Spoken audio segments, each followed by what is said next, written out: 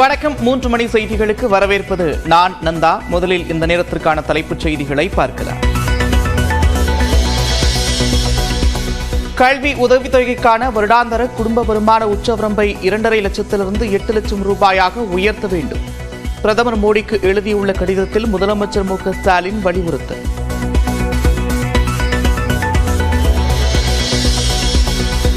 தமிழ்நாடு நோக்கி வரும் ஆழ்ந்த காற்றழுத்த தாழ்வு பகுதி. தஞ்சை, நாகை, கடலூர் உள்ளிட்ட 5 மாவட்டங்களில் இன்று கனமழைக்கு வாய்ப்பு.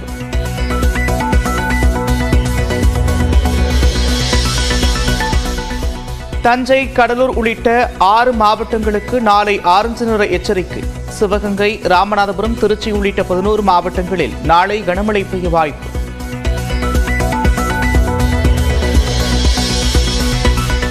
சென்னை, காஞ்சிபுரம், திருவள்ளூர், செங்கல்பட்டில் நாளை முதல் 2 நாட்கள் கனமழை.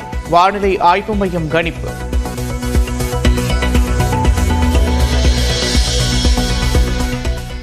அதானியை தான் சந்திக்கவில்லை என்று முதலமைச்சர் மு க ஸ்டாலின் விளக்கம்.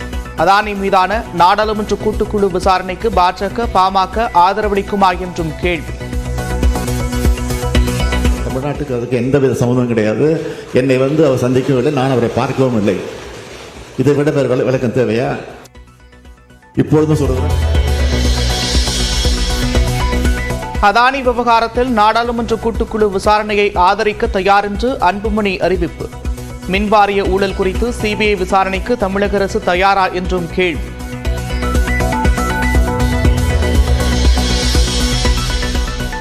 முதலமைச்சர் மு க ஸ்டாலின் தவறான தகவல் கொடுத்து அரசியல் ஆதாயம் தேடுகிறார். தம்பிதுரையின் மாநிலங்களவை பேச்சு குறித்த விவகாரத்தில் எடப்பாடி பழனிசாமி குற்றச்சாட்டு. இன்னைக்கு டங்ஸ்டன் சுரங்கம் அமைப்பதற்கு மத்திய அரசு நடவடிக்கை எடுத்திருக்கு. அதை மறைப்பதற்கு எங்க மேல் குற்றம் சொல்லி தப்பிக்க பார்க்கிறாங்க. இது இந்திய அளவில் இந்த மசோதா கொண்டாந்து இருக்கிறாங்க, தமிழ்நாட்டுக்கு மட்டும் இல்ல. அப்ப கொண்டு வருகின்ற பொழுது ஒரு பொதுவான கருத்தை எங்களுடைய நாடாளுமன்ற சொல்லியிருக்காரு. சாத்தனூர் அணையில் எச்சரிக்கை கொடுத்து நீர் திறக்கப்பட்டதால் உயிரிழப்பு குறைவு என்று முதலமைச்சர் மு க ஸ்டாலின் விளக்கம். சாத்தனூர் அணையை பொறுத்தவரையில் 5 முறை வார்னிங் கொடுத்து எச்சரிக்கை சொல்லி அதற்கு பிறகுதான் படிப்படியாக திறந்து விடப்பட்டிருக்கு. அதனால தான் சாவு எண்ணிக்கை ஒரு 5-6 சாவு எண்ணிக்கை மொத்தமே நடந்திருக்கிறது. இதுதான் உண்மை. செம்பரம்பாக்கம் ஏரி விவகாரத்தில் எந்த அடிப்படையில் 250 பேர் உயிர் போயிருக்கும் என்று கூறுகிறார்கள் என்று எடப்பாடி பழனிசாமி கேள்வி.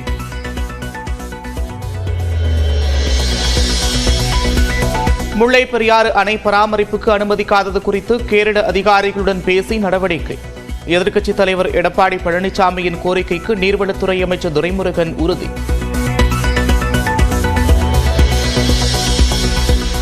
தலைமைச் செயலகம் வந்தும் சட்டப்பேரவைக்குள் செல்லாத முன்னாள் முதலமைச்சர் ஓ பன்னீர்செல்வம். எதிர்க்கட்சித் தலைவர் இருக்கையை ஆர்.பி. உதயகுமாருக்கு ஒதுக்கியதால் அதிருப்தி என்று தகவல்.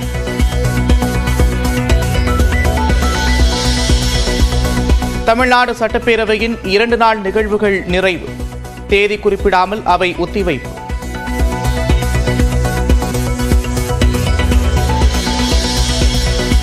திருவண்ணாமலை அண்ணாமலையார் கோவில் தேரோட்டம் கோலாகலம்.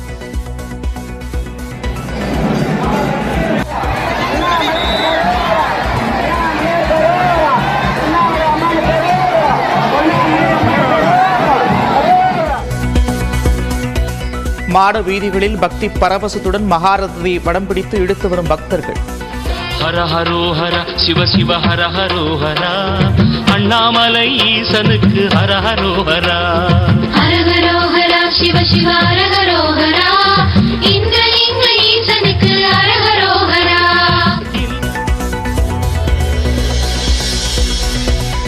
திருவண்ணாமலையில் கொப்பரை நெய் எடுத்து செல்ல தேவையான ஆட்களை பயன்படுத்தி தீபம் ஏற்றப்படும். சட்டப்பேரவையில் அமைச்சர் சேகர் பாபு உறுதி.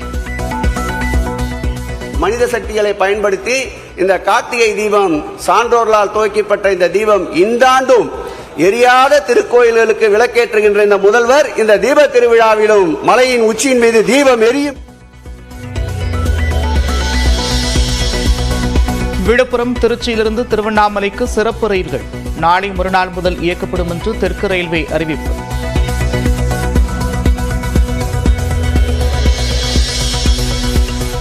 கோவையில் திமுக முன்னாள் எம்பி ராம்மோகன் உடலுக்கு துணை முதலமைச்சர் உதயநிதி ஸ்டாலின் நேரில் அஞ்சலி.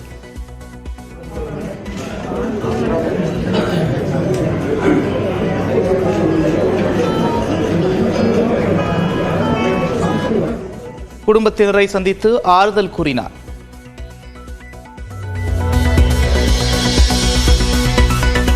மன்னார்குடி அருகே மீண்டும் காதலிக்க மறுத்த கல்லூரி மாணவியை கத்தியால் குத்திய மகாதேவன் சிக்கினார். இருள்நுக்கி பகுதியில் உறவினர் வீட்டில் பதுங்கியிருந்தவரை கைது செய்தது காவல்துறை.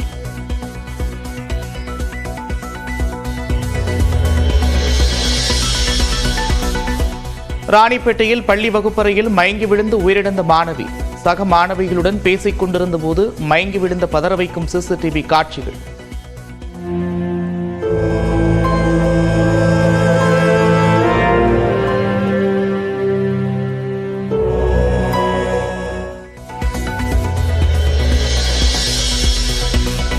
கிருஷ்ணகிரி மாவட்டம் சூளகிரி அருகே சுற்றி வரும் ஒற்றை யானை. 20 கிராம மக்கள் எச்சரிக்கையாக இருக்க அறிவுறுத்தல்.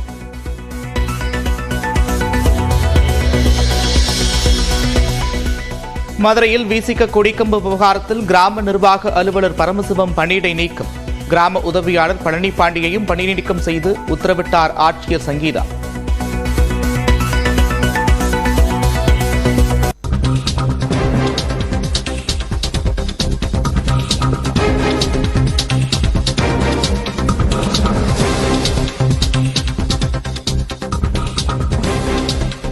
இந்தோனேசிய தலைநகர் ஜகர்தலாவில் குடியிருப்பு பகுதியில் தீ விபத்து ஏற்பட்டிருக்கிறது. அண்மை செய்தியாக பார்த்து வருகிறோம். கூடுதல் விவரங்களோடு செய்தியாளர் ராஜா இணைகிறார். ராஜா, விவரங்கள். வணக்கம் நந்தா. இந்தோனேஷியாவின் தலைநகரான ஜகார்த்தாவில் ஒரு மிகப்பெரிய தீ விபத்தானது சற்று முன்னர் நடந்திருக்கிறது. இந்த தீ விபத்தில் கெமயோரான் என்ற ஒரு மாவட்டம் இருக்கிறது. இந்த மாவட்டத்தில் ஒரு மிகப்பெரிய ஒரு தீ விபத்து நேரிட்டிருக்கிறது. இந்த கெமயோரான் என்பது இந்தோனேஷியாவின் ஜகார்த்தாவில் உள்ள மத்திய பகுதியில் உள்ள ஒரு இடமாகும். வானுயர் கட்டிடங்களுக்கு மத்தியில் ஒரு குடியிருப்புகள், நமது மும்பை தாராவியை போன்ற ஒரு குடியிருப்புகள் ஏழை மக்கள் அதிகம் வாழக்கூடிய ஒரு மிகவும் குறுகலான ஒரு இடத்தில் தீ விபத்தானது ஏற்பட்டிருக்கிறது. ஒரு வீட்டில் பற்றிய தீ அடுத்தடுத்த வீடுகளுக்கும் மிக வேகமாக, காற்றின் வேகம் காரணமாக அதிவேகத்தில் பரவி நூற்றுக்கணக்கான வீடுகளை தீக்கிரையாக்கியுள்ளது. இந்த நிலையில் 17 தீயணைப்பு வாகனங்கள் அந்த பகுதிக்கு சென்றிருக்கின்றன. இந்த 17 வாகனங்களும் தீ கொழுந்து விட்டு எரியும் பகுதிக்கு செல்ல முடியாத அளவுக்கு மிகவும் குறுகலான ஒரு வீடுகள் அடுத்தடுத்து இருக்கும் நிலையில் தீயணைப்பு வாகனங்கள் அங்கு செல்ல முடியாத ஒரு சூழல் நிலவுகிறது. மிக கடுமையான தீ பரவி வருகிறது. இந்த தீ விபத்தின் காரணமாக அந்த பகுதியில் போக்குவரத்து மாற்றமானது செய்யப்பட்டிருக்கிறது.